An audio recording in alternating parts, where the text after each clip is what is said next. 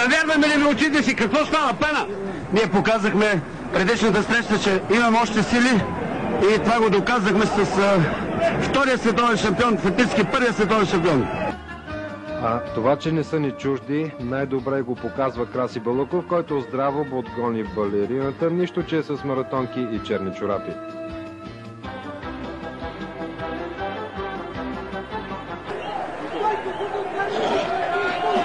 Велик миг за българския футбол. Немската телевизия постоянно наблягаше на това, че българите много леко гледат на нещата, много спокойно приемат победите си. Наблягаше се на това, че българите водят малко лек живот, някои от тях си позволяват и цигарка, и биричка, но явно това си е в реда на нещата. Всички поздравам! Да следете последната среща, така... Предпоследната.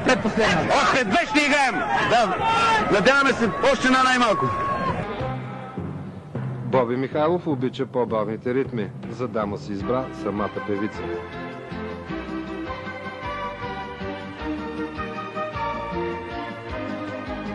Безапелационно, невероятно точно!